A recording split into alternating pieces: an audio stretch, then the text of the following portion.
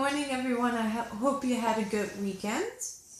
Based on last week's Mindset Monday, I want to wrap it all up today and really give you a good idea of how you can move forward based on everything that you've worked on over the last few weeks.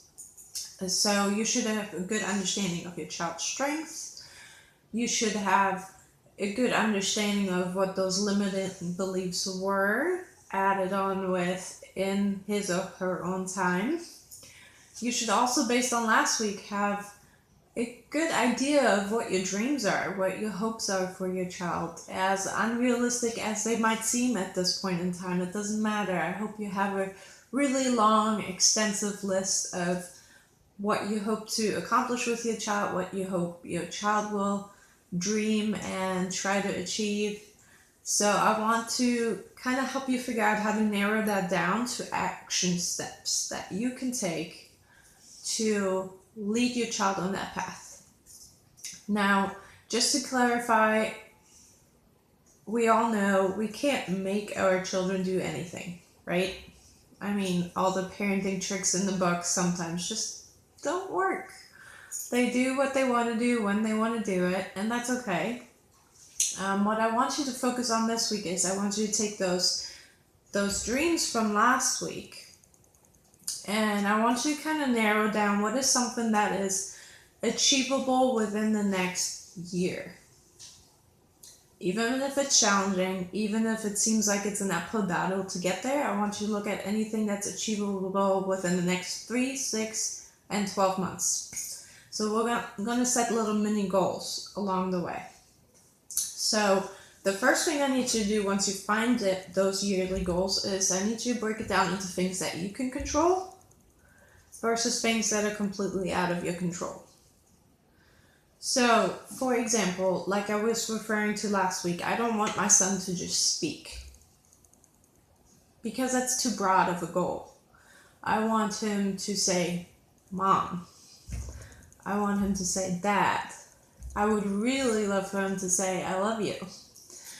So those are much more specific action steps, much more specific goals. So now my role in this on what I can control is I need to be the role model for him to show him how to sign and say, Mom, how to sign and say, Dad.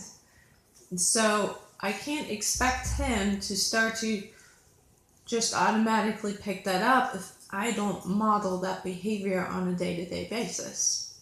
So my action steps for me would then be every time I say the word Mom, I need to sign it at the same time. I need to make sure that I'm pronouncing it clearly. I need to make sure that he's looking at me when I'm saying it. All those little things are action steps you could write down to achieve that goal.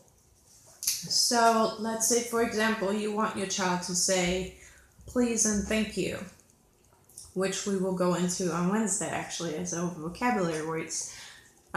Let's say you want to do that. The first thing, in my opinion, the first thing you need to do is kind of do a self-check. Do you say please and thank you all the time? Does everybody else in your household say please and thank you all the time? Because if that behavior is not already modeled on a day-to-day basis, your child is not going to pick up on it because they learn by imitating. They don't learn by sitting down teaching them. So I want you to take your yearly goal.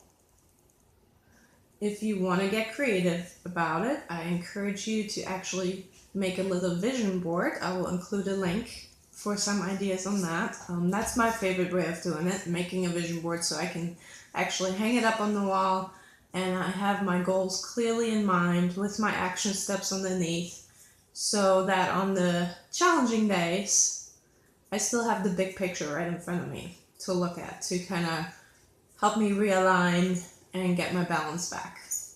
But that's up to you. Not everybody likes art like I do, so it's up to you. It's certainly a good family project to work on together because then everybody's on the same page. Then everybody's trying to reach for the same goal with the same action steps. So that's certainly something at the very least you want to discuss with everybody involved.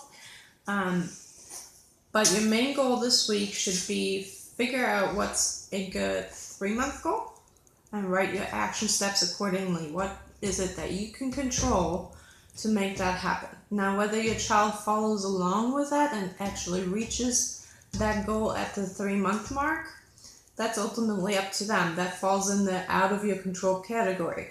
So the only thing that you can do is take action steps to lead them down that path.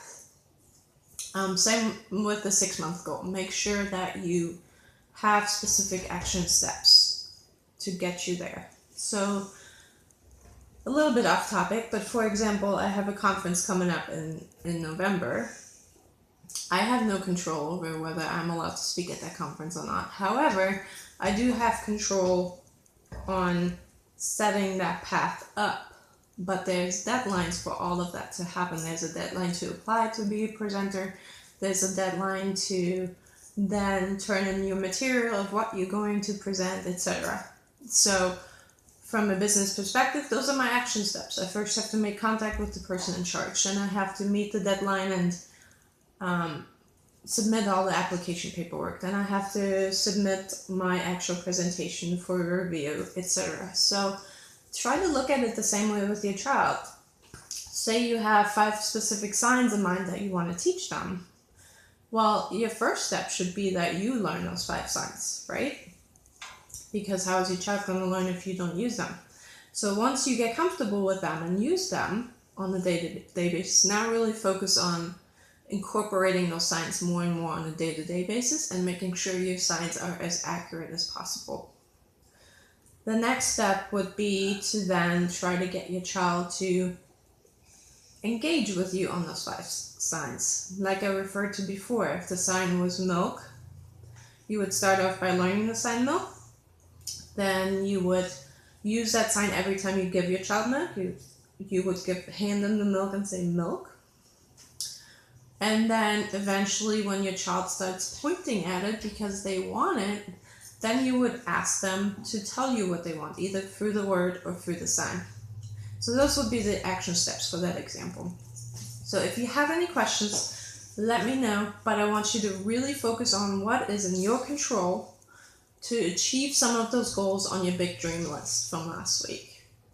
Set a 3-month goal, set a 6-month goal, and set a 12-month goal, and then write down your action steps on what you can do to help achieve that goal for you and your child. Let me know below if you have questions. As always, you can private message me too if you don't want to talk about it in the group. And I talk to you on Wednesday with the vocabulary words. Thank you and please. See you then.